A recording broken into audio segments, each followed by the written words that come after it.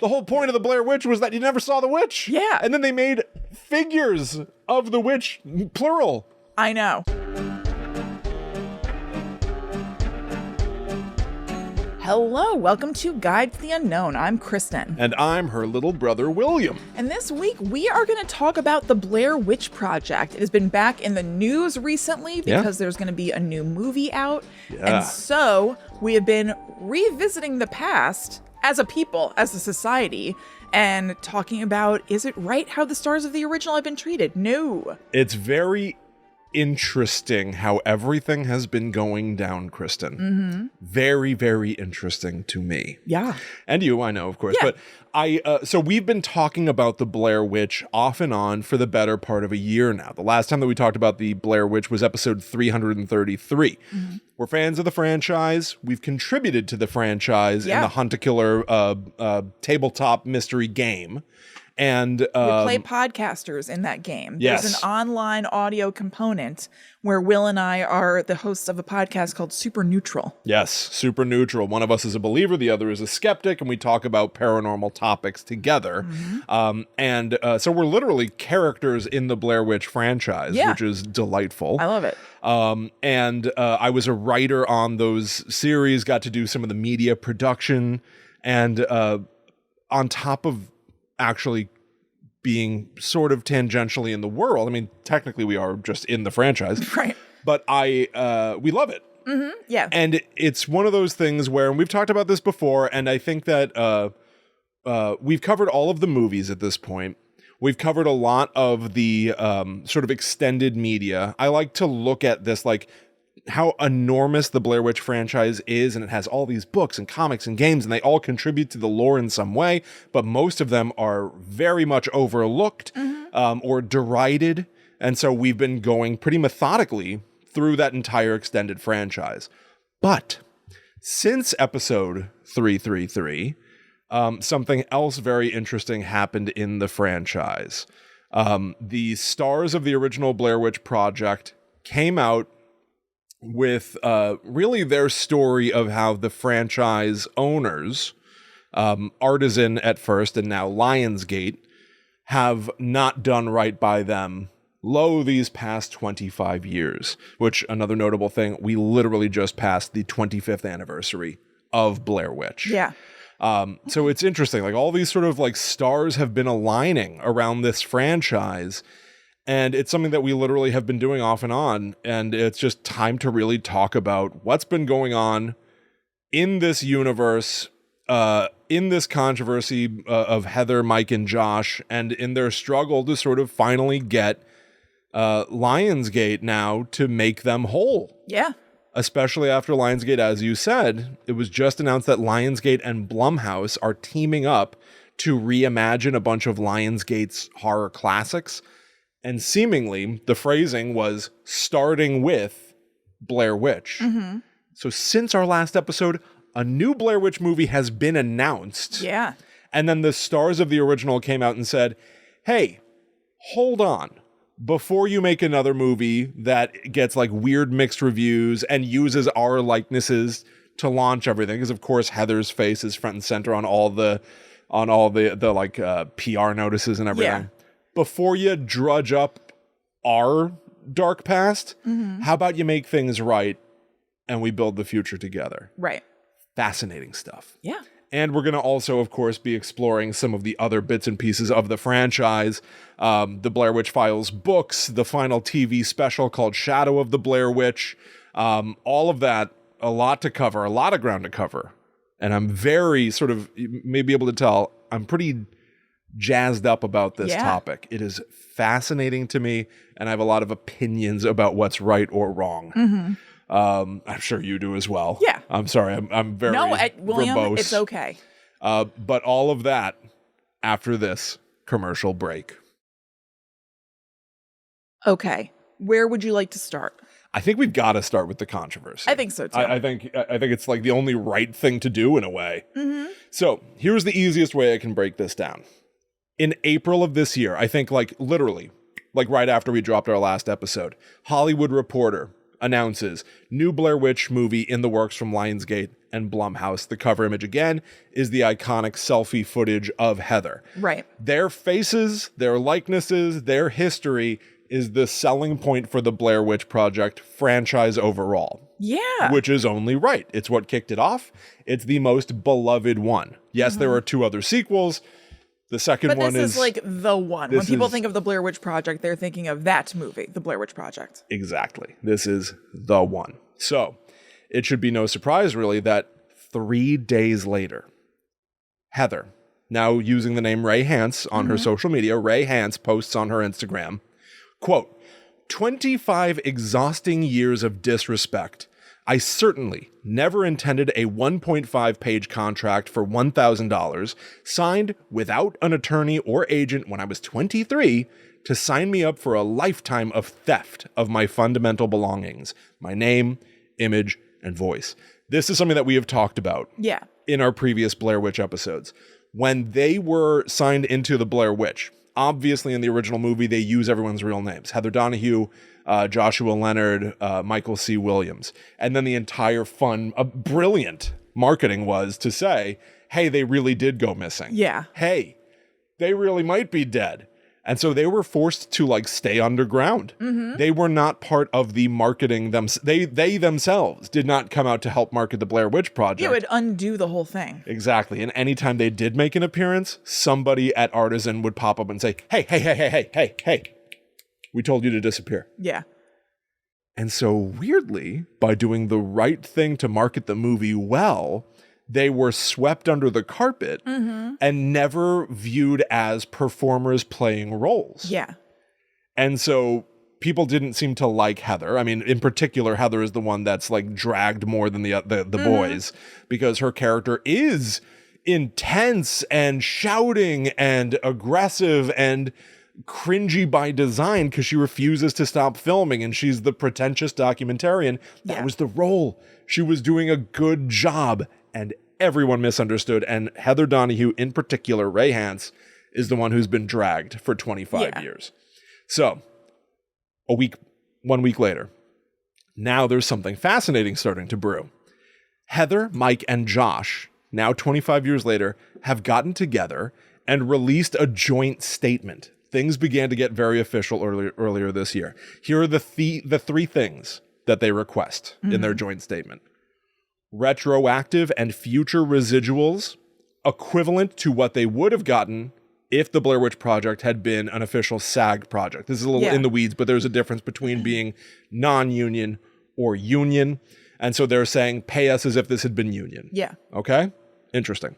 2, meaningful consultation on future Blair Witch material, quote, in which one could reasonably assume that Heather, Mike, and Josh's names or likenesses will be associated. I've seen a lot of people drag this one where they're like, what, now you want to contribute?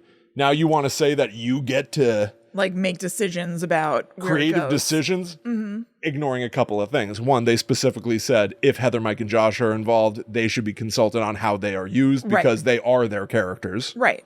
And not only that, everyone likes to ignore the fact that they mostly improvised that movie. Yeah. They weren't just the performers. They were the writers. Right. They weren't just the performers and writers. They were the camera and sound folks. Yeah. So they should be, anyway. Yeah. 3, and I love this, the Blair Witch Grant.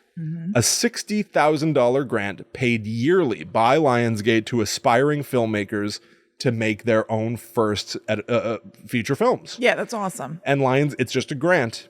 Lionsgate would not own the feature. They would be helping kickstart future horror filmmakers. Yeah. Brilliant. Yeah. Wholesome, wonderful. And it's also, by the way, a demonstration of Heather, Mike, and Josh not just thinking about themselves, but really wanting to provide a future runway for future creatives. Totally. I love it. Yeah. Everybody has dragged them. Not everybody. A lot of people have dragged them, saying that these are ridiculous asks or whatever. Lionsgate has money. Lionsgate has made plenty of money from the Blair Witch. Yeah. Make them whole, is my opinion. Absolutely. I haven't seen people dragging them. That's so stupid. Yeah, I've seen a lot of people where they're like, so you admitted yourself, you signed a contract. You signed a contract for a non-union production and you agreed to do it. It's like, no one ever could have dreamed of the No. Blair Witch Project becoming what. And this is also like anybody who is like, now listen, I have technically done work for Lionsgate. Technically. It's not about saying Lionsgate, you're the enemy. This is the other thing that I think people don't understand.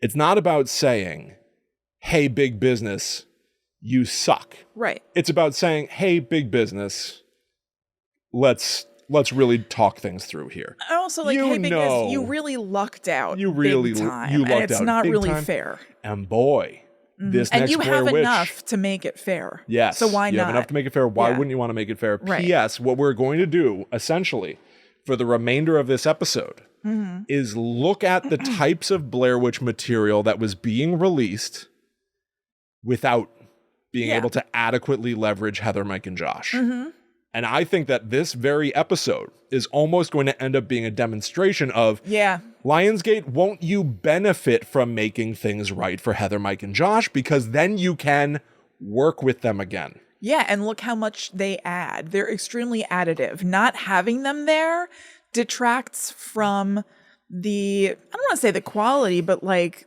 for lack of a better word. The veracity of the world that has been built was built off the Heather, Mike, and Josh story. I have enough awareness and enough skin in the game on this particular topic to be able to say the following. Lionsgate, as any IP owner does, has a set of rules for how you can use their property. When we were working on the Blair Witch Hunt-A-Killer game, there are certain things that we were allowed to do. There are certain things we are not allowed to do. Anybody who is going to make a Blair Witch story, the first thing that you want to do is have people be contemporary characters today, be reacting to this horrible thing that happened in 1994 with the 3 missing student filmmakers, Heather Donahue, Michael C. Williams, and Joshua Leonard. That is the first thing Lionsgate says, absolutely not. I know. That was so surprising to me. But it makes sense. Yes. So Heather... And it also shows how fundamental they are and how fundamental Lionsgate seems to know that they are. Yes. No one, and I'll speak purely for myself, no one, I feel, has been able to make a proper Blair Witch story since Heather, Josh, and Mike had to sue for their likenesses to not be continually plundered. Yeah. And then Lionsgate just stopped using them. No one has been able to make a really proper Blair Witch follow-up, myself included, because Lionsgate has said essentially, well, they just don't use any of that stuff. Yeah, it cuts you. We're not going to pay them. Knees. We're not going to make them happy. It cuts you off at the knees, and every story ends up being somewhat hampered because you're always starting from scratch. Totally, and you're always forced to, like, there are kind of let's say like 2 sorts of categories of iconography having to do with the Blair Witch. There's obviously Heather, Mike, and Josh, and then there's sort of the Blair Witch itself. Yeah. And so you have to take away Heather, Mike, and Josh. Yes. And you can only focus on the Blair Witch of it all, which is cool. There is a lot to play with in there. I certainly also don't want to make the case that the things that have come out are bad. I do not feel that way. I'm very proud of my work in the franchise, and everybody that I worked with was like incredibly dedicated to telling the best possible story that we could. Yeah, no My question, thing is the public's appetite is they want to understand Heather, Mike, and Josh in some capacity. You're cutting off the most recognizable part and like one of the most exciting and interesting parts of the whole Blair Witch thing. Yes. Like, there's of course the witch itself and everything having to do with that, but like you're losing the biggest deal part of it. Absolutely. Yes. And like there's so much more that you can explore with that. Like even in the 2016 movie, which like has its faults and everything, but it was really exciting to find out that it has kind of like, and in the background, but still sort of a focus on Heather. And is Heather still out there? Like that was a really big surprise to me when we started watching the movie and being like, is she going to pop up in this? The prospect of that was very exciting. And now that's not necessarily cool. Yeah, that's the furthest anything has ever gotten. Yes. Yeah. But just the fact that prospect being there was exciting and made me really pumped shows how important she and the other 2 are to telling these kinds of stories, because they were our entry point for the whole thing. They're always going to be the like human aspect that has you most attached to the story. Yeah. So how ridiculous. Yeah. to make it so that they are not a part of it. And I understand, I want to also say, I understand that side too. I understand the logic of cold business saying, hey, you sued us so that we wouldn't use your full name. They're allowed to say Heather. They cannot say Heather Donahue because they need to acknowledge that's a human being outside of your property. Yeah. But her name is all over a lot of the stuff we're talking about today. Heather Donahue, Heather Donahue, Heather Donahue, without her being compensated and without her being consulted at all. 2016 is the closest they ever got with really like tying like this is connected to Heather. But even that was like, well, we can't really focus on it too much. Right. They can be the opening motivation of the story, but then we have to hard pivot away from it. And once they pivoted away and it's like James and these characters, like they're not going to be interacting with Heather's story, whether literally Heather herself or just the lore of her story. Once everyone realized like, oh, this really doesn't have anything to do with that. You could feel the air get sucked out of the room. Oh, yeah. Now it felt less gutsy. And then in the end, which is a spoiler, not spoiler. Yeah, we're gonna spoil a lot of Blair Witch stuff as well. I hope that's obvious. Even though what I'm about to say ends up not being anything. But like in the end, when they're in the house and he's calling, being like, I just saw Heather or whatever. I was like, is there any way that we're gonna see Heather? And I was, I didn't really think so, but like I was so excited. So again, I'm repeating the same point, but just saying how integral Heather in particular in this instance, but Heather, Mike, and Josh are to these stories. And the fact that they are that integral to them, even when they're not even there, they should obviously be compensated. They should be compensated just because it's the right thing to do as well. No one thought this movie was going to be what it was. They didn't think their contributions were going to be what they ended up being to this thing. Make them whole. And then this becomes a happy story. Right. Within a matter of days. Just think about the PR of it. Like, besides just like the right thing to do, obviously, I'd like them to do it for that reason. I would hope that there's a PR person somewhere being like, this is going to make you look really good. You'll get goodwill from the public, Lionsgate. Like, just do it. You guys spend like a couple of million. Yeah, which to them is nothing. Yes. Make these performers whole, let them be attached to it, and then we're now the whole happy Blair Witch family. Absolutely, Kristen. That's such a good look. This is now a success story. Lionsgate is the hero again, and now holistically we happily move forward to tell horrifying stories. Absolutely. Boom. It seems like such a no duh. Consider it done. And the stories will benefit from, one, the public being like, oh, good, this is a good, happy thing. Yeah, right. And they'll benefit, too, from now having characters in a future movie be able to, like, look at the footage of Heather, Mike, and Josh and be like, but look there. And then it sends them off on another tangent. Yeah, just all I need for them is to acknowledge that these characters really existed without meddling with it or changing it. Because even at the beginning of 2016, they replayed the footage from the end of Blair Witch, but they couldn't use the audio. And that became this weird thing too. It's like you don't really hear Heather, you hear a monster. It's like they changed the end of Blair Witch Project in Blair Witch 2016. Yeah. We've got to smooth out the timelines. Yeah, it gives you an opportunity to make such better movies. Yes, the quality will go up when the creators are made whole. Hard agree. Yeah. So Variety... It'll feel better on the whole.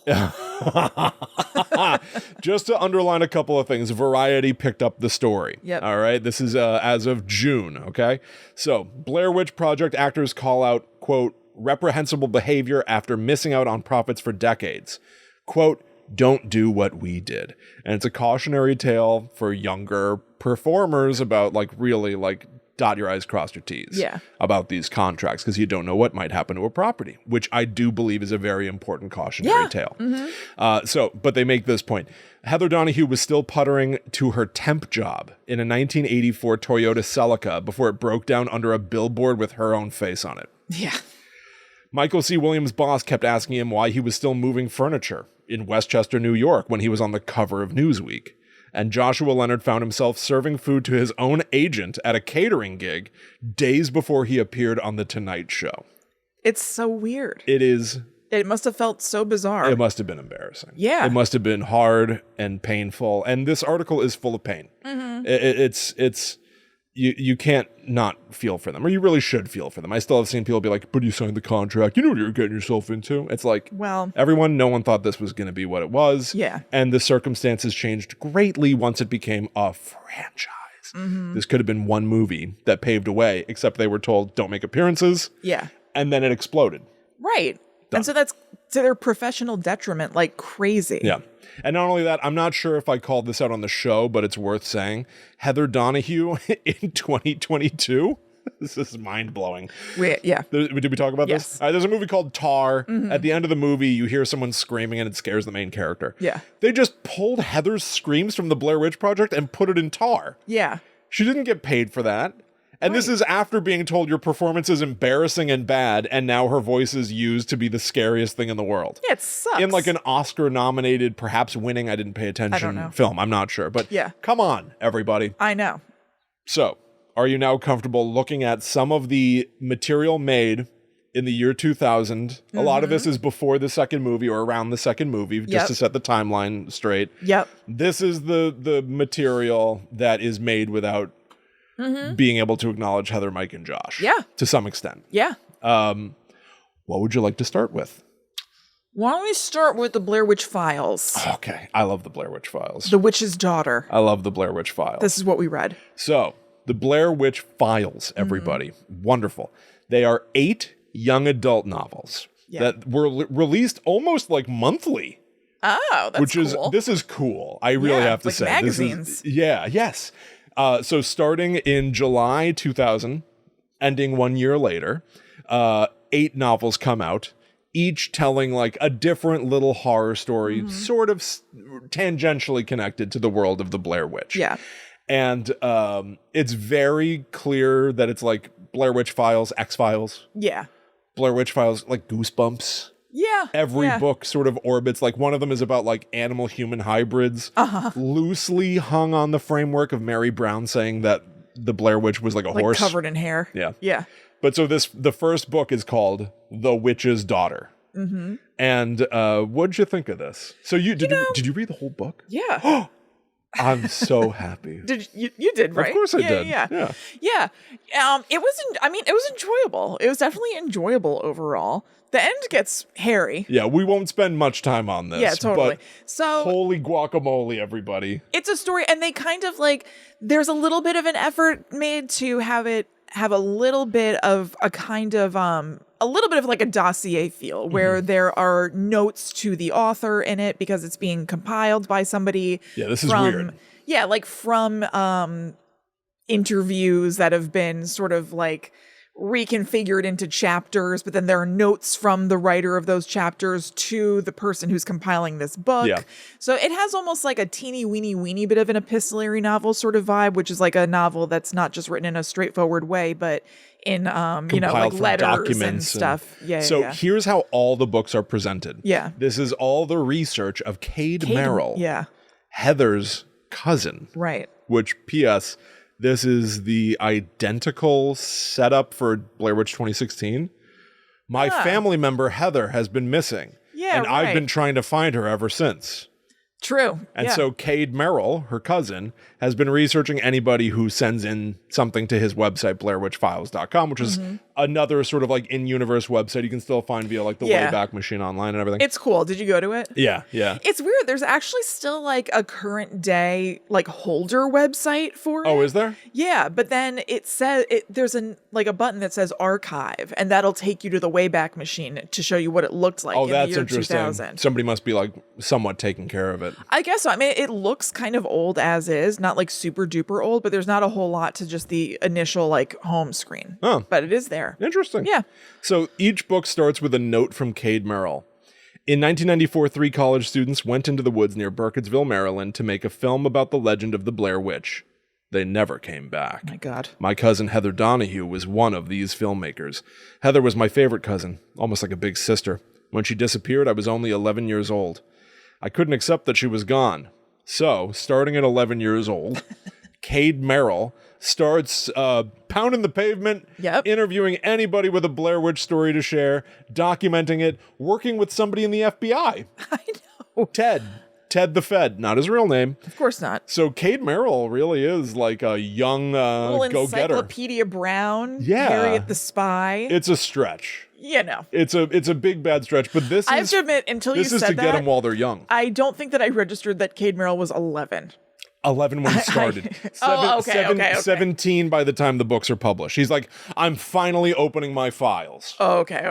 During this period of time where like something Blair Witch literally seems to come out every like few weeks. Yes. All right. That makes way more sense. I thought that they were like mid-late teens. Yeah, we're in the midst of the 2000s as this starts. Blair Witch 2 has not yet come out, but they're releasing toys and games and comics and books. It's flying. And this is like literally like, let's create a product category for kids. And so these are just so funny. That's why it's like, this is our protagonist is 17. Right. It's for teenagers. Yeah. So we read, I have to say, I don't know if anyone's going to be surprised by this or not. I loved it. Yeah, it was great. I really enjoyed myself. Yeah. I could imagine being a kid and being like, oh, this is just some spooky story. Right. So the witch's daughter sees Cade retelling things told to him by Justin Pettit, whose grandfather, Harper Kemp, is seemingly like basically on his deathbed and insisting that a girl he knew and bullied when he was a kid has come back to murder him. That's right. She's killed all the other bullies. Is Grandpa going to be next? Can Justin stop it from happening? Perhaps with the assistance of Leslie Wolfe. Of course. A suspiciously perfect young lady that he's come into contact with at the old folks' home. Right. And they can unravel the story of Lee Irwin, this course. girl who was the bullied and now perhaps killing all her tormentors. They can do it together. And Lee Irwin is connected to the witch because she was left in the woods. I'm getting mixed up. She was left in the woods. Yeah, Lee Irwin a long time ago got lost in the woods in a car crash. Right. But, honestly, it was really good. A million things happened to Lee Irwin that were bad. Oh my God. But you're right. The last thing that led to her meeting the witch was that there was a car crash and that she just like bounced from the car crash and went in the woods. And I really liked all of her diary entries. It was like about being so like Rustin Parr kidnapped her to kill her, but then the witch was like, no, not this one. Spare this one. Yeah. She will be my daughter. Yeah. And you will not age a day from 16 years old. Right. And like in Rustin Parr's like shitty house, I know. She has like a beautiful room with dolls and stuff. And the witch just like puts her up there and she's like, I'll teach you to be safe. And like carves little symbols into her fingers. Transitus fluvii. Of course. Or Futhark, the witch cipher language. Which I have some insight into.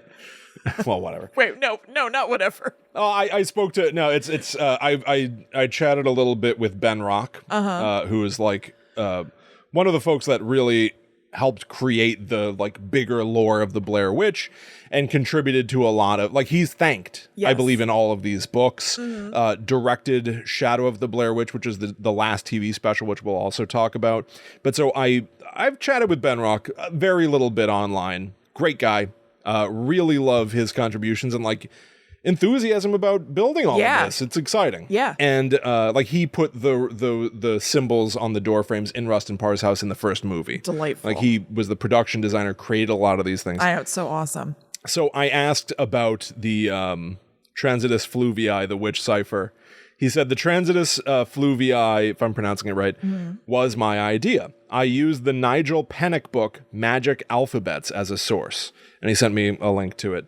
And he said he says, I was raised Jewish and attended Hebrew school, and Transitus fluvii is a Hebraic alphabet.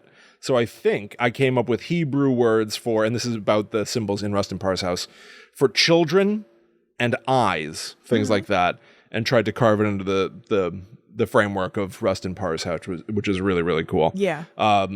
And then, the Transitus fluvii and the symbols and everything became really worked into this extended lore. Like, it pops up everywhere. Yeah. Carving symbols on people and all kinds of things. I mean, it is completely sweet. But again, I think because you have to take out Heather, Mike, and Josh, it eliminates any storytelling that you could do pertaining to them. Then you really have to dig into everything else. Yes. Now, that happens to be a really, really sweet thing to dig into. Yeah. But I don't know. I just think about how them being gone necessitates, like, you're going to really have a spotlight on anything else because you have to. Yes, absolutely. Absolutely. No, that's true. But yeah, so it's sweet. You like read all her diaries and everything. And in my head, I'm like, no one else mentioned that some random girl showed up at Rustin Parr's house. He never said this when he was arrested by the police that some girl was living with him. And then the twist comes. We're going to spoil The Witch's Daughter, Blair Yes. Witch Files, book 1. Yeah, oh, yeah, it's yeah. great. Oh, it's great. This is wild stuff. So Justin Pettit is falling in love basically with Leslie Wolfe, who works at the old folks home and has been like kind of helping him investigate. Maybe not helping him that much. She's just very curious about and his occasionally investigation. suspicious. Yeah. Yes. And then they're going to have their first like proper date in the woods.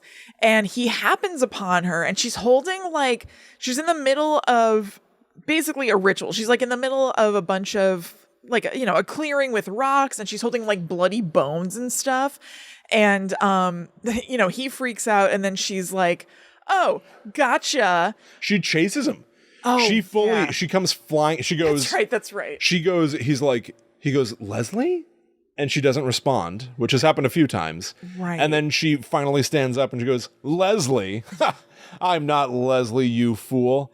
I am Lee Irwin, the witch's daughter. She told me that I would never age beyond 16, and now I've finally gotten my revenge and killed your grandpa, and now I'm gonna kill you too. Yeah. And goes running after him, covered in blood and stuff. Yeah. And he's running for his life, and I was like, what a wild swing that doesn't work with anything, but okay. He's running away from literally an ageless witch right now until he's cornered basically at like a cliff, I think. Yeah. And then, she hits him with... Gotcha. I was pranking you. Silly. This is actually ketchup and grape jelly, right? Yeah, she says... She held out her hands. The bones and the blood and the singing, everything. It was all fake. Look, ketchup and grape jelly. Go ahead and smell.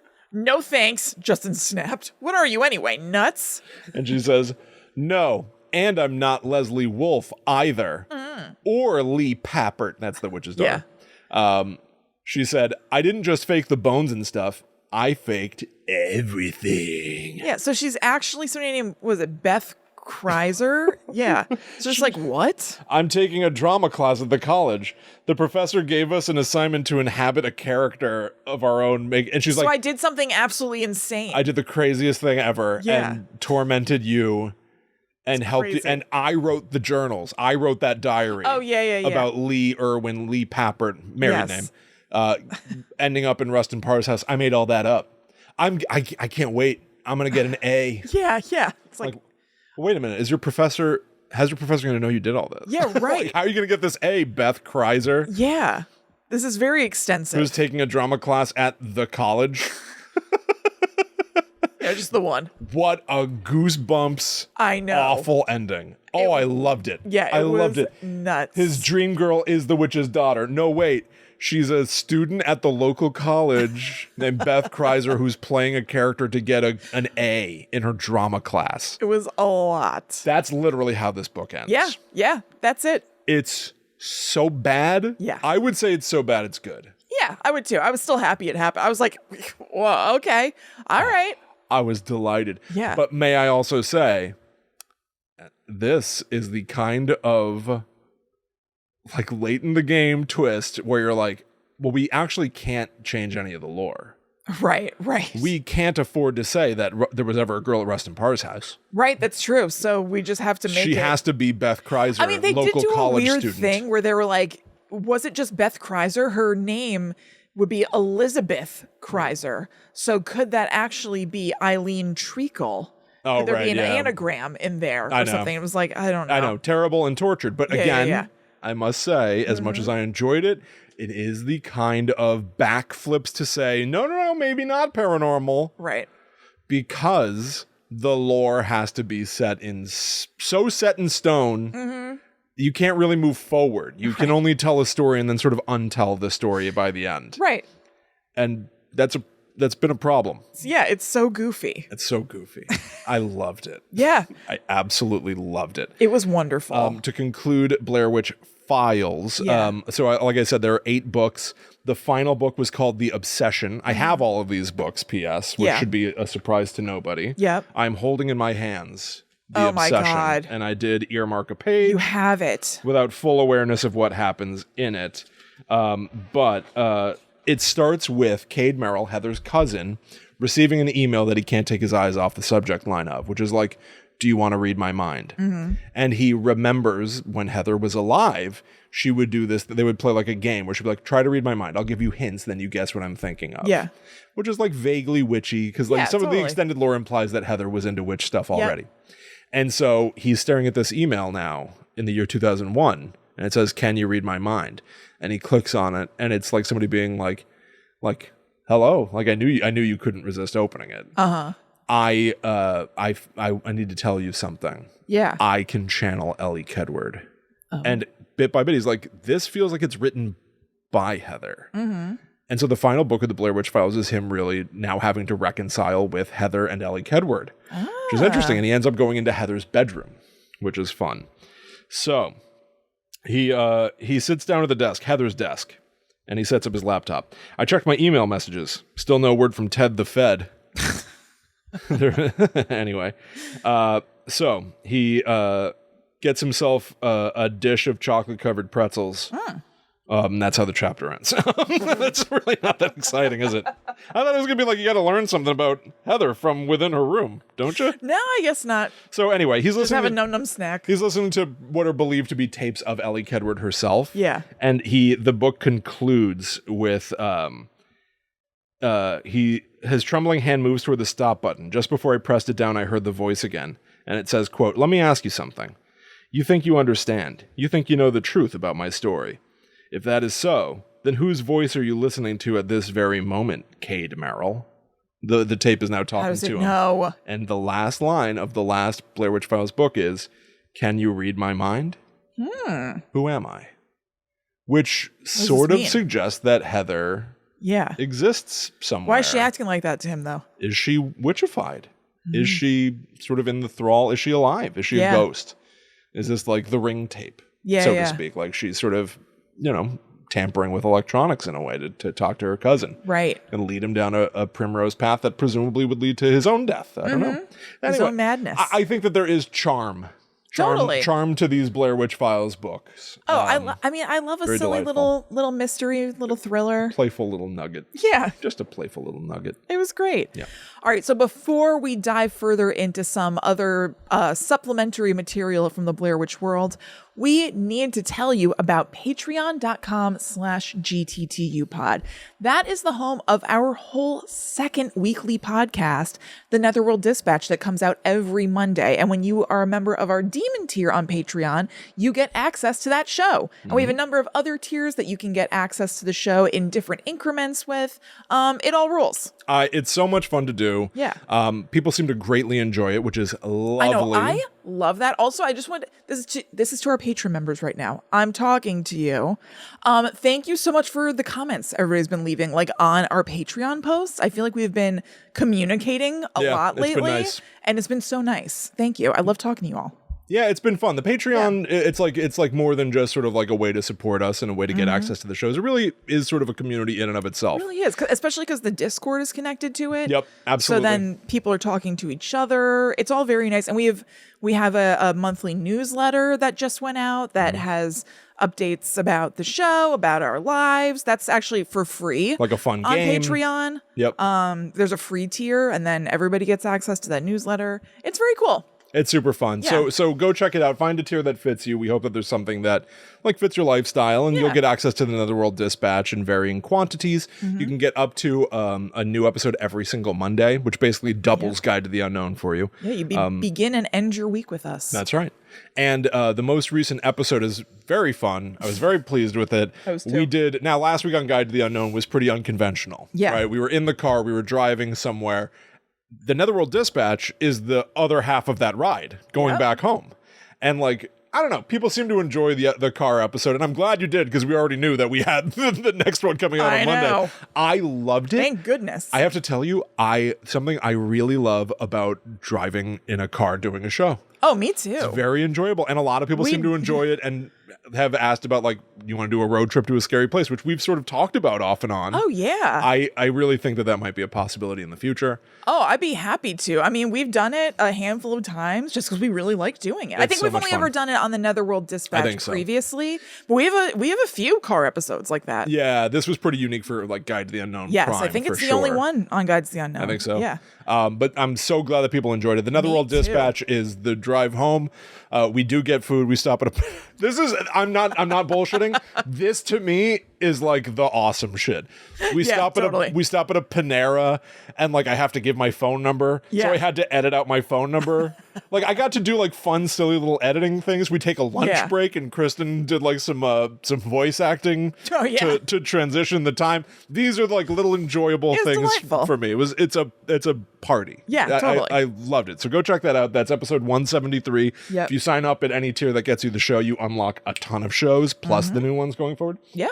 And I also have a delightful review for us, Chrissy. Yay. That came from Emeran90, titled One of the Best. Mine. Guide to the Unknown is one of the absolute best podcasts. The hosts are so much fun and really know how to bring their supernatural topics to life. A definite must listen for anyone that's interested in horror or the paranormal. 5 stars. Thank you. Thank you very much, Emeran90. That is so nice. Thank you so much for leaving that. Thank you to everybody who leaves us reviews. It really means a lot. It helps people check out the show. Thank you for everybody who texts their friend an episode and is like, listen to this weird shit.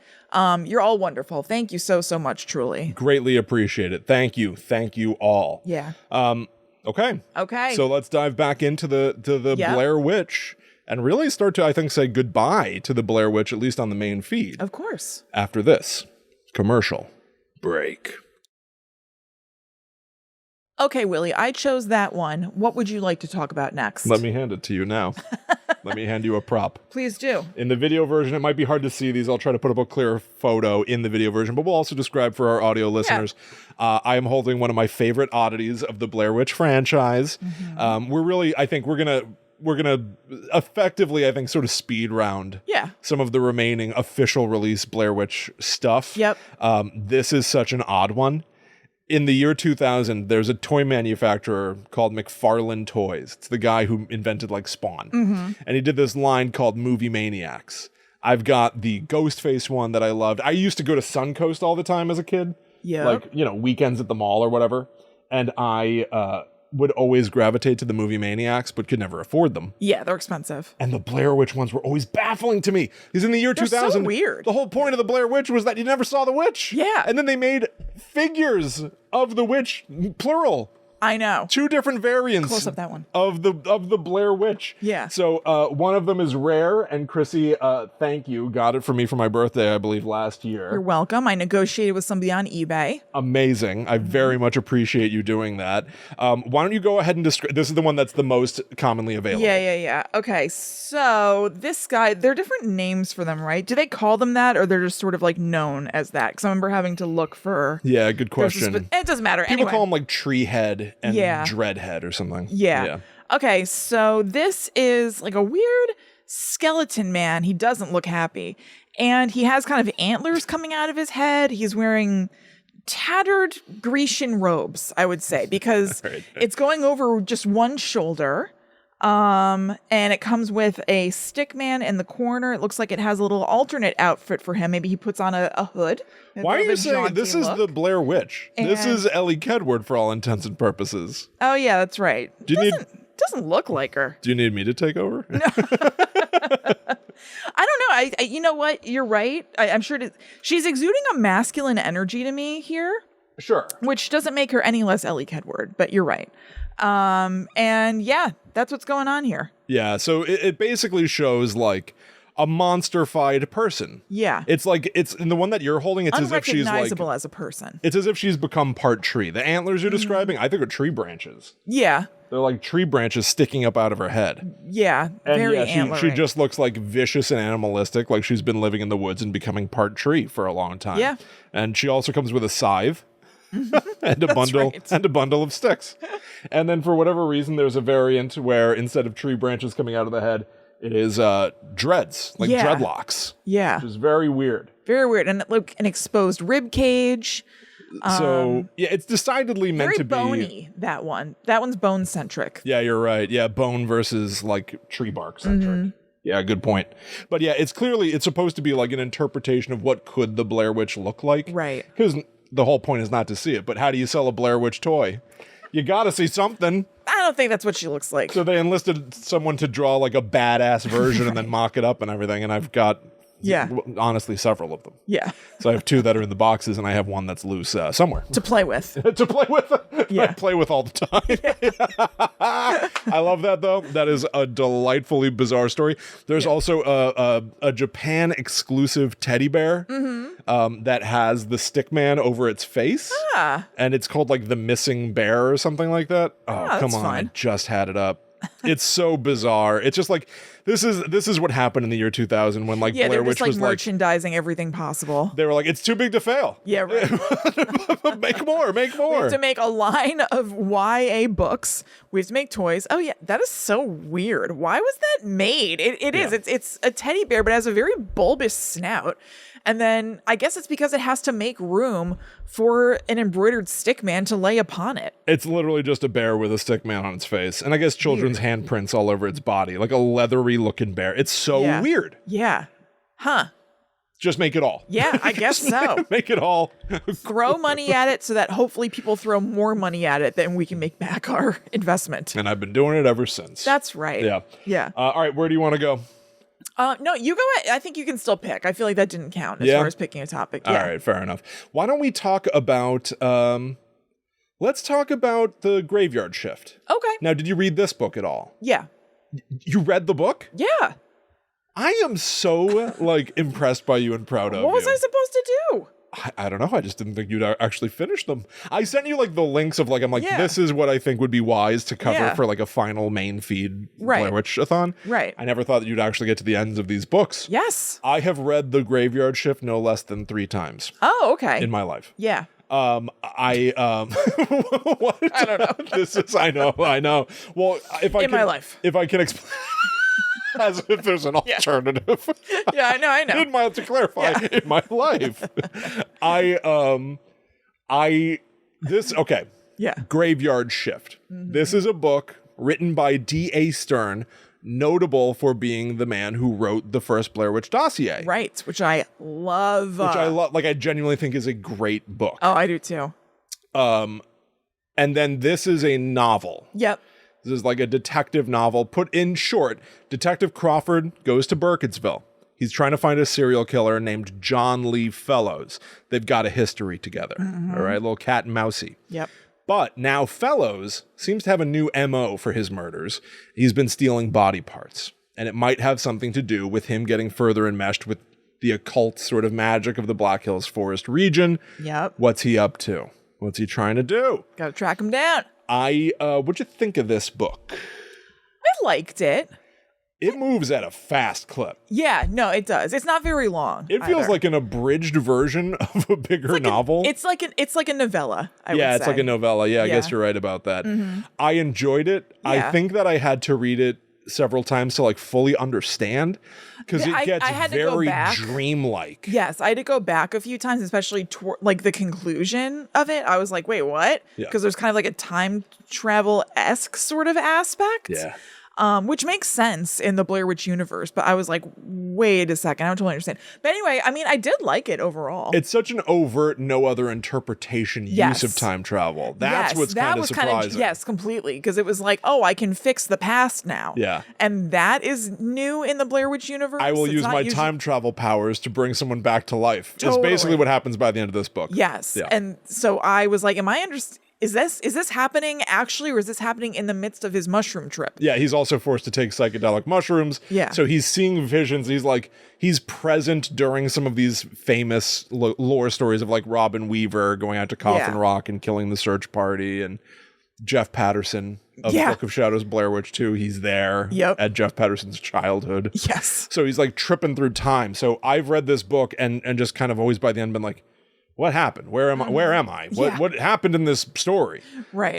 But I took copious notes this time, which I will not get into here. Yeah. But I have to say, I enjoyed it more reading it for the show than I ever did just reading it. It's a different kind of thing when you're reading it for the show. It gave me more of like a focused attention on something that is so sort of like drug trippy and timey-wimey. Yeah. I enjoyed it. I enjoyed it. It all amounts to the following. So Detective Crawford is trying to find John Lee Fellows, and all these bodies keep, like, this body's missing a right hand. That body's missing a left hand.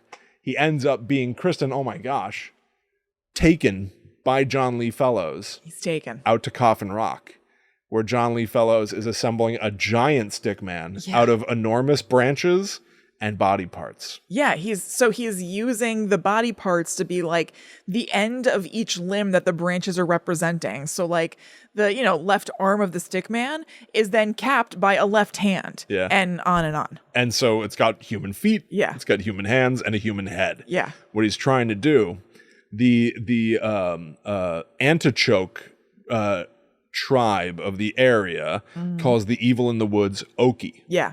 And he's trying to make a body for Oki to possess. Right. To bring it to life in a human, hybridized human stickman wood branch form. Yeah. Which is so... I think it's awesome. It's so bonkers. Yeah, I was really into it. It almost becomes... What would that be? It's hard to even picture. If he succeeded? I know. How's that going to work? Is that really that good for Oki? Big triangle body. Is Oki going to be thrilled about that? He ain't okie dokie. I don't think he's going to be okie dokie. That's not really very wieldy. No. It should just give him a body. I know. It's so fascinating to watch Blair Witch just have to like spiral into its own iconography instead of building future story. Right. You know what I mean? Yeah, and like this also takes place in 1991. Yep. This is before Heather, Mike, and Josh to dodge all of that. Yeah. It's like so weird. Yep.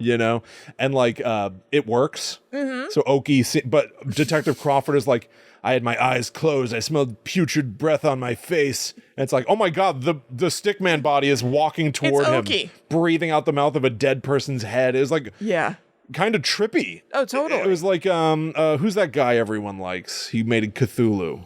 Oh, Lovecraft. It felt like they created like some Lovecraftian monster that's beyond comprehension or something. Yes. And then, it results in him being like, wait a minute.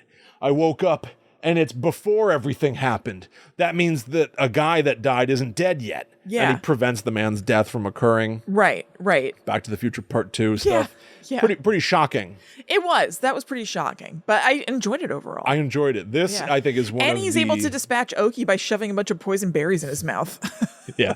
You just got to put poison, like rowan berries in his mouth. That's like, it's like such like an of the earth solution to evil. It's like this one berry will kill it. Yeah. It's like, don't eat the red ones. And he knows that because he's in some sort of like drug trip or whatever. Like, I don't know if you knew that overall. He heard it in sort of like a folklore of somebody, Eagle Feather, who had been said to have faced off against Oki originally and knew he was going to die. So he himself ate the berries and then Oki ate him.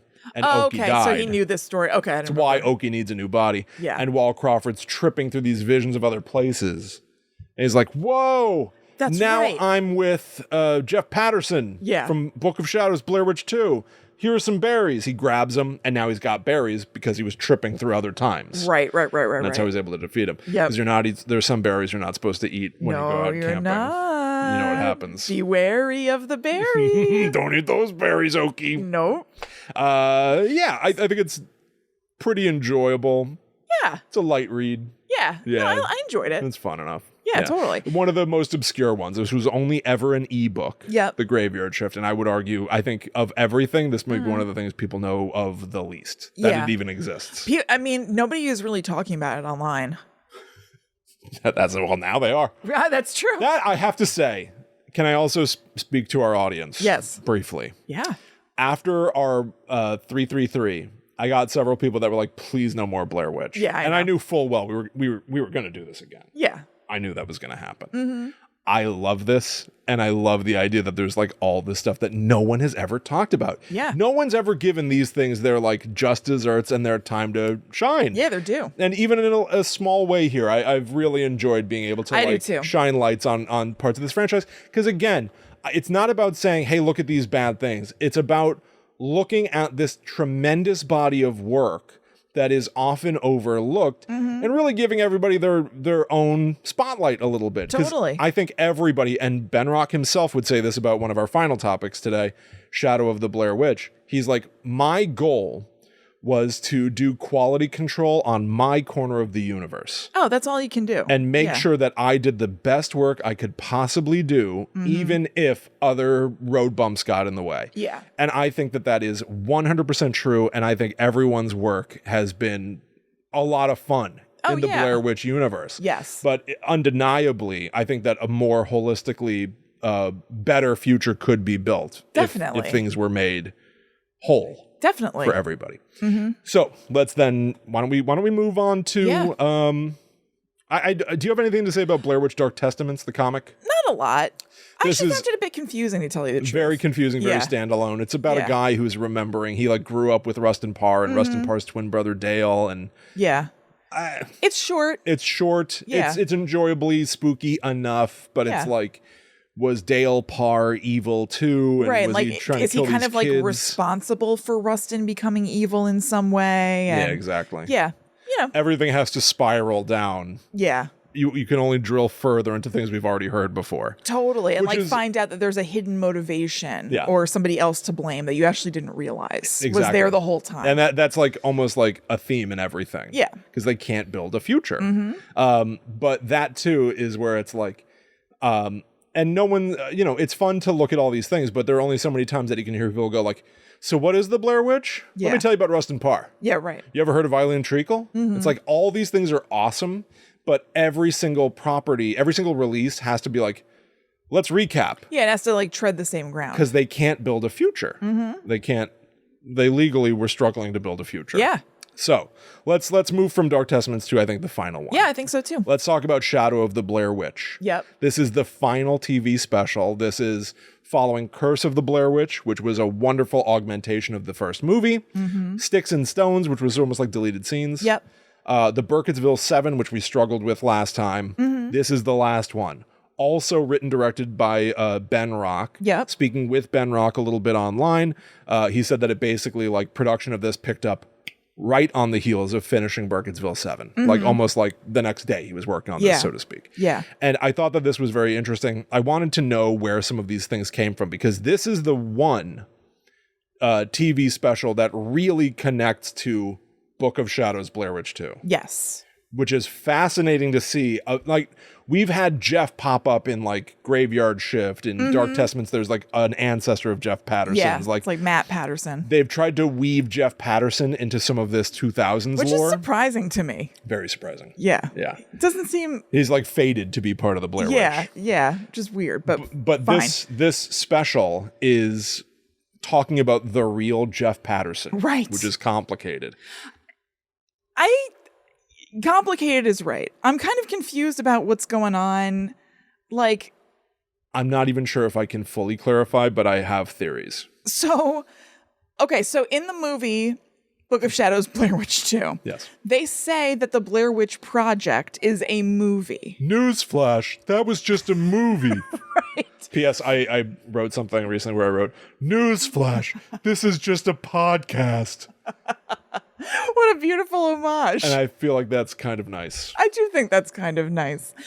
But then in this Shadow of the Blair Witch, they are talking about the events of the Blair Witch Project as being real, while also talking about the events of Book of Shadows as being real. But this is all supposed to be in the same universe. So what's going on?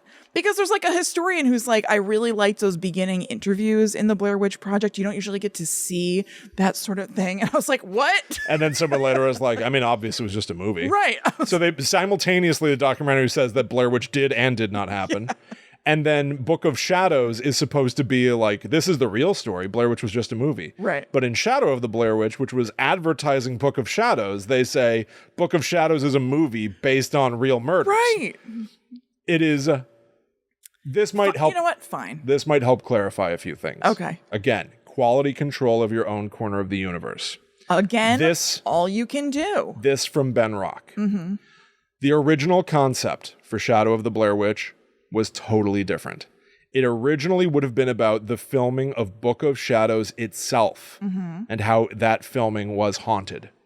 So, it was originally Ben Rock on set. Okay. One of the only people from the original movie that worked on Book of Shadows is Ben Rock. He was on set for the filming of Book of Shadows, working on Shadow of the Blair Witch, the TV special. Right.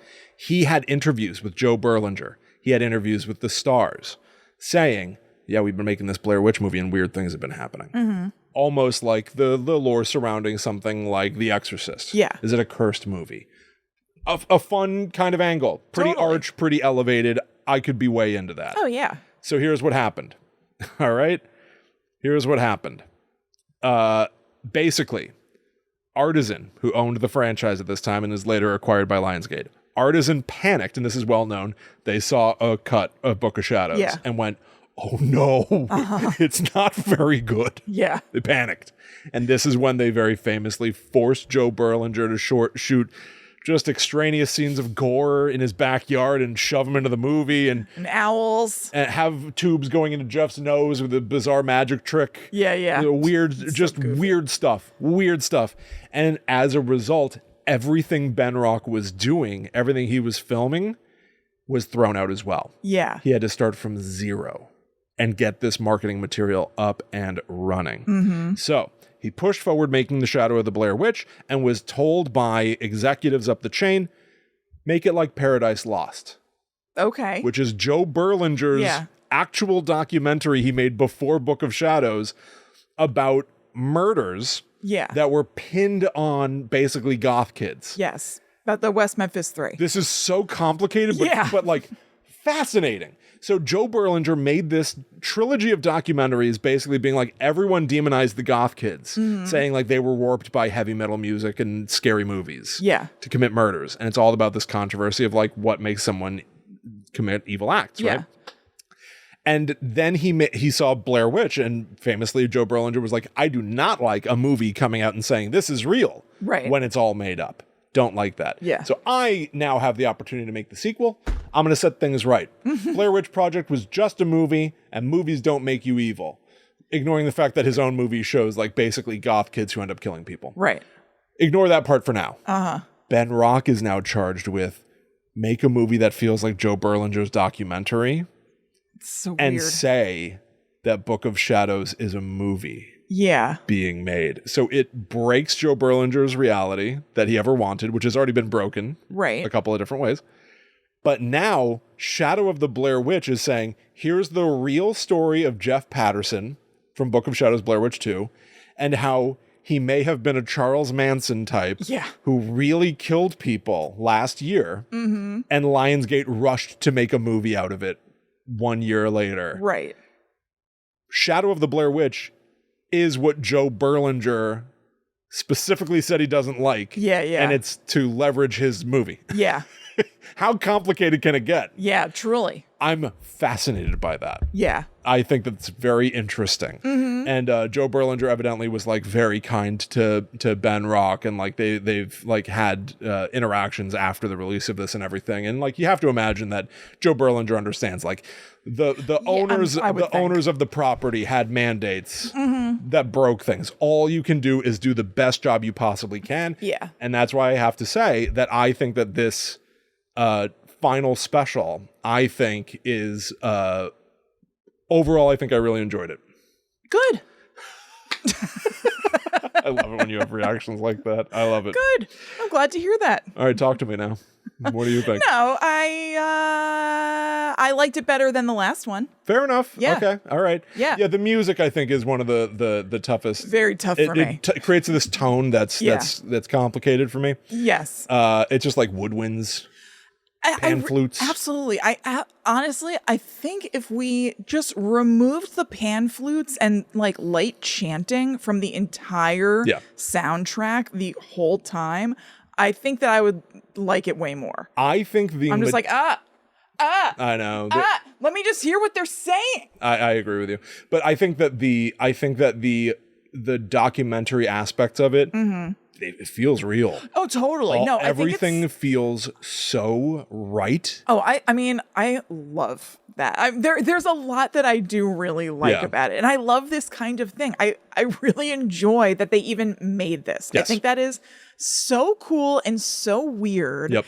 And yeah, I love hearing them talk about it as though it's real and it's like, a lawyer who looks like they're a little bit harried, and that's all amazing. Yeah, you talk to the real Jeff Patterson's lawyer and stuff. The whole thing is wild to say there's a real Jeff Patterson. Yeah, and so it's obviously somebody who isn't the guy who plays Jeff in the movie. It's like some guy, because it's supposed to be that there's a real Jeff Patterson and there's a fictionalized version in Book of Shadows. So it's somebody. Dude, it's another white guy who has like vaguely like spiky-ish hair, who looks like another like wily dude. This is fun. When the snake fully ate its tail. Yeah, is Book of Shadows and by association Shadow of the Blair Witch. Yeah. Like all of this has been sort of like, and other things were released post these movies. Yeah, like the Blair Witch Files continued post these releases, but stopped at 8. Like everything really started to die on this. Like the Blair Witch Project was a movie, and this is the real thing. Yeah, but then confusingly, the documentary has to say, no, the sequel is a movie. They're both movies. But also everything really did happen, but they're movies. Like it just becomes, the snake ate itself. It's very convoluted. In the year 2000 in Blair Witch. The snake ate itself. And then they had their best possible shot at redemption with 2016, but the lawsuits prevented them from going to the obvious conclusion. Yeah. And they had to pull back. Totally. It's so tricky. It really is. I will say this. I really enjoyed the presentation of Shadow of the Blair Witch. I loved seeing like the varied, like, here's the police officer in Burkittsville who's like, I've already bought my tickets for the sequel. I can't wait to see the sequel just so I can see who they got to play Sheriff Cravens. That was my favorite part. And then smash cut to that guy being like, blah, blah, blah. Jeffrey, get out here, boy.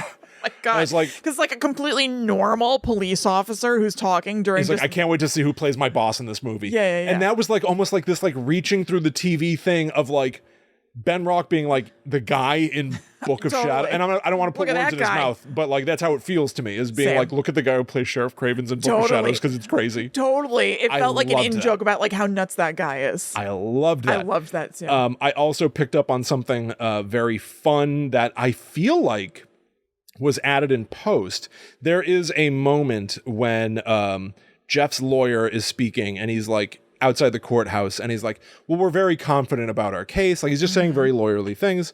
And then you hear very slightly, very subtly, the sound of children laughing. Oh. And I think it was added in post. And I think it's that's cool. The kids. Yeah. That blamed Ellie Kedward or the children's handprints kids. Because there's this other theme in Book of Shadows of like evil kids and the secret of Esrever that reveals like, she will again walk free. Yep. The children will again walk free or whatever. I think Ben Rock put in the sound of kids laughing. Oh, I love even that. in his real documentary, to be like, here's a paranormal thing if you're paying attention. Yeah. And the themes. Right. I thought that was really cool. And it made me wonder what other things might I be overlooking. Yeah, true. Yeah, also, that kicks ass. Knowing from Ben Rock too now that the original idea was to be like the filming of Book of Shadows itself was haunted, and knowing what we know about the secret of Esrever. Yeah, of course. We have a condensed explanation of this in-movie almost like game. Yeah, it is. Like Find Secrets game. Yeah. Go on youtube.com/GTTUpod. Look up the secret of Esrever solved or whatever. You'll find us explaining it very quickly. But there are like hidden images and hidden words in the movie. I wonder if Ben Rock's original Shadow of the Blair Witch might have been like, we're seeing weird things pop up that we didn't put there. Yeah. Inconsistencies and things being shot. Like it might have played into the secret of Esrever and enhanced it, which would have been pretty cool. But I got a taste of it with like the kids laughing here. I could be wrong, but it felt like it was added for a point. Yeah. They really try to make a case that like Jeff might have been like rallying everybody and like control, like so charismatic. Yeah. He was like, Charles Manson or Ted Bundy or something like that, which is what real people say when horrific things happen. Which felt pretty appropriate. Definitely. Interesting insight into a couple of quick things. The Book of Shadows was never a thing. Right. Right? Book of Shadows, Blair Witch 2, there's no Book of Shadows in the movie. This It's documentary one of the best things about it. it's wonderful. It's Yeah. so baffling. I love that movie. I do too. I love it. They like throw an eclipse in this Yeah. documentary because this is teeing up the upcoming movie. Yeah. And we did our commentary track, patreon.com/GTTUpod. We did our commentary track of Blair Witch 2, and I was like, I think I'm done. Yeah. I don't think I need to see this for a while. I saw some of the clips in Shadow of the Blair Witch of Book of Shadows, Yeah. and I was like, my friends. I know. I think I could be totally wrong, but I think I said like, nah, I'll probably watch it next year. I think you did. I think you did. Yeah. I love the score. It's And it just, I great. was like, ooh. Stores are starting to put out Halloween stuff already. Oh, I know. I saw a Spirit Halloween sign yesterday. I think I might watch Book of Yeah. Shadows again. I can't believe it. You know what I wish? Yeah. I wish Spirit Halloween smelled differently. Interesting. What? You know what I mean?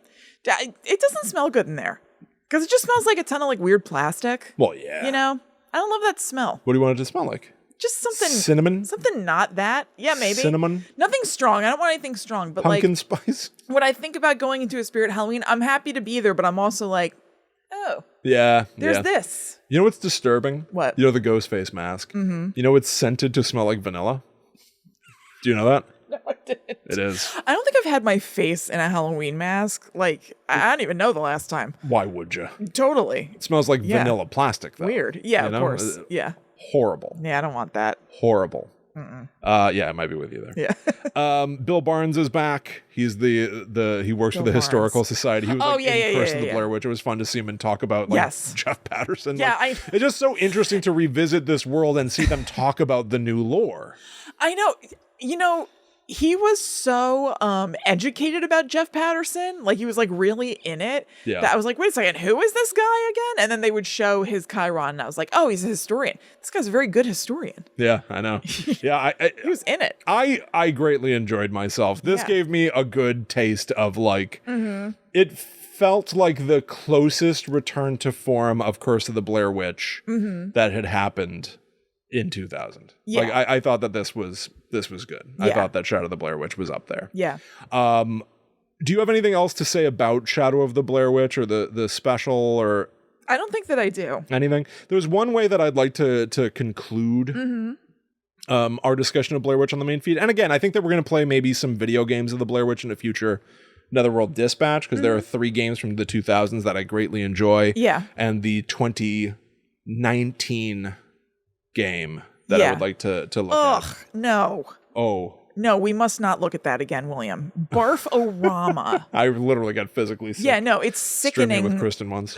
Physically. It's very like just jolty I and know. shaky. There's something else and- happening in it that I haven't seen anyone talk about, though. Okay. You're just going to have to bear with me. All right. Someday. Not soon, Yeah. but someday. We're gonna throw up on ourselves. We'll be covered in sick. No, we're not going to play it. Okay. I'll show you clips. Oh, of what okay, I'm okay. talking Oh, about. that's We'll fine. do what we do on the Netherworld Dispatch. Sometimes we like play a game, but we like spoil the whole game and like watch the ending and stuff. Wonderful. We'll do Yes. that. Yeah. I don't want to be covered in sick is all. What?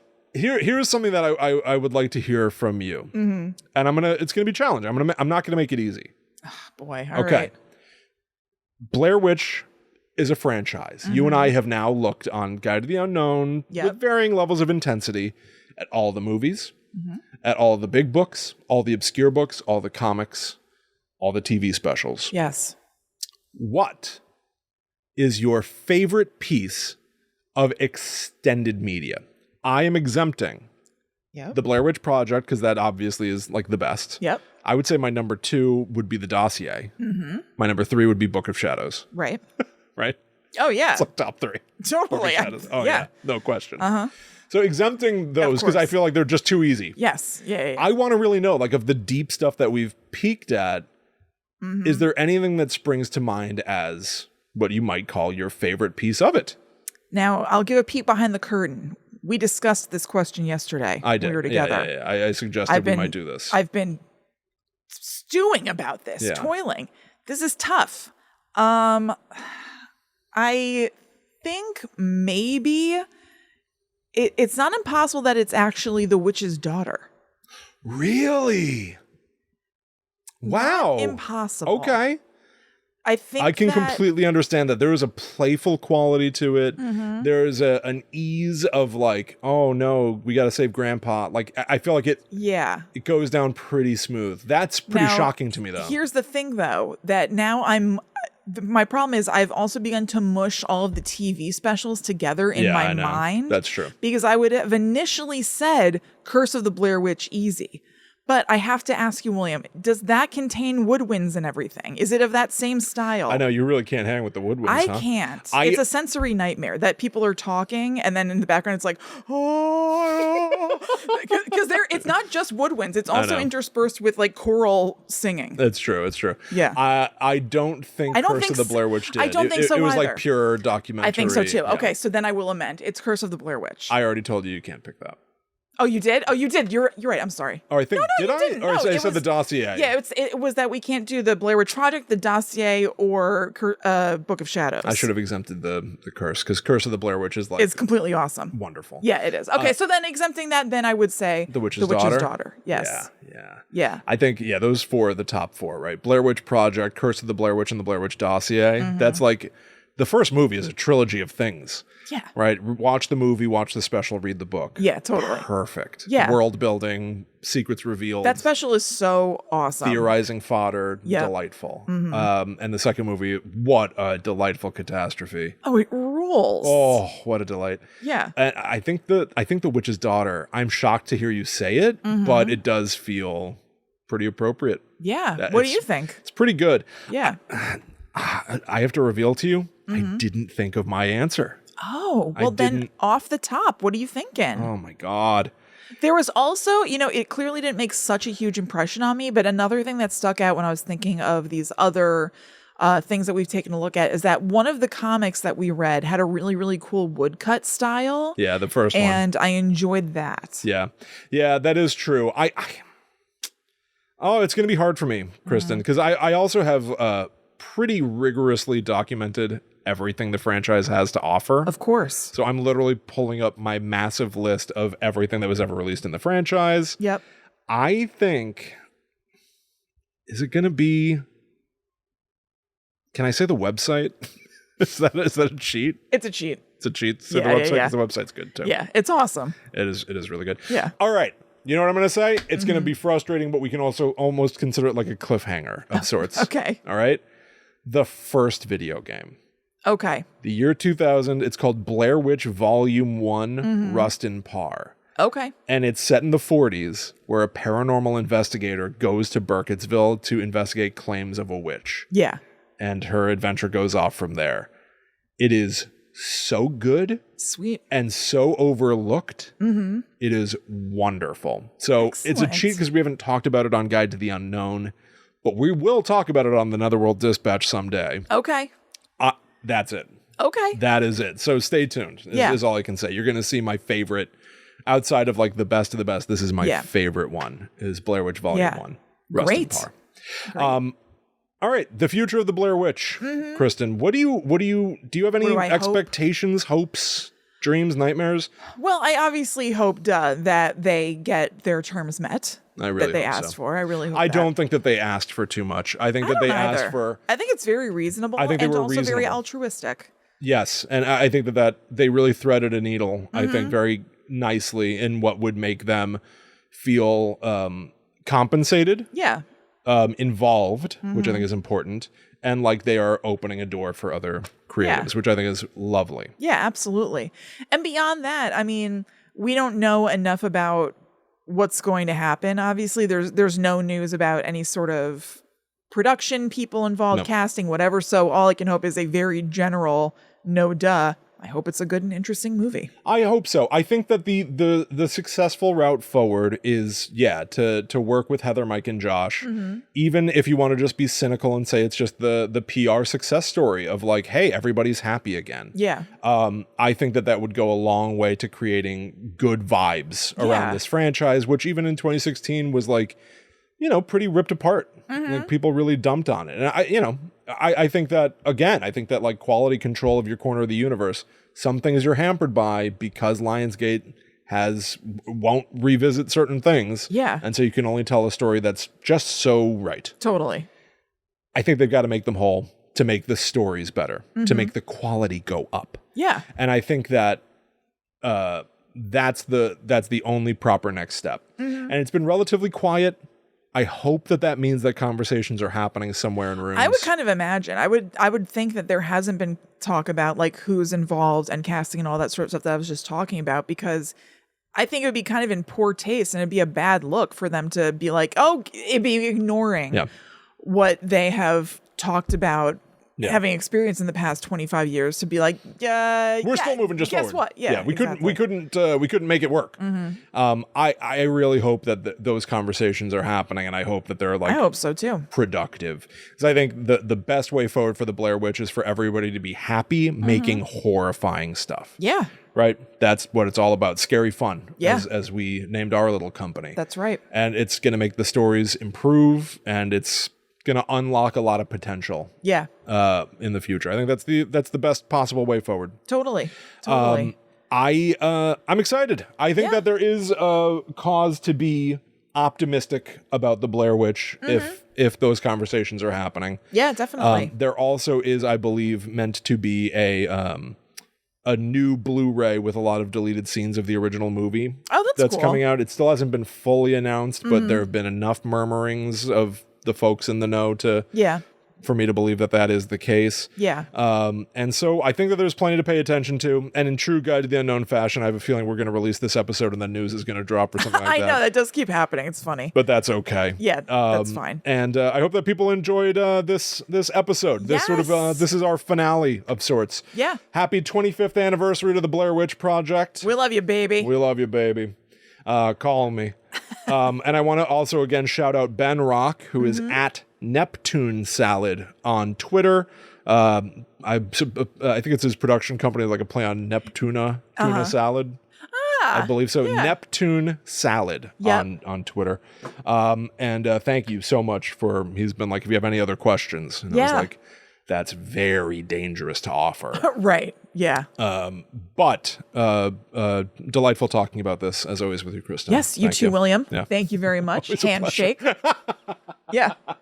All right, everybody. Thank you for hanging out with us. We hope that you enjoyed, and let us know what your thoughts are as well. Yeah. I'm always thinking about the Blair Witch. My digital archiving of the Blair Witch is nearly complete. Yes. I have to say. Yes. And beautiful job. I already have interesting thoughts on how I might be able to revisit each one of these entries in the future. So stay tuned as well. Excellent. Follow at GTTU Pod, everybody. Yep. We post when we have new shows. We post if we're going live, and also follow us. I am at Chillin' Kristen. I am at The Myth Traveler. So we hope you enjoyed, everybody. We'll see you next week for something completely different.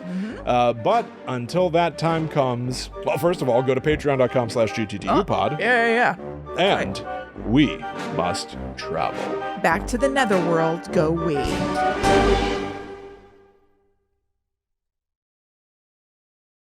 Bye-bye. I'm so satisfied. I'm so full. I'm so happy. Oh. I'm so scared when people don't label their food.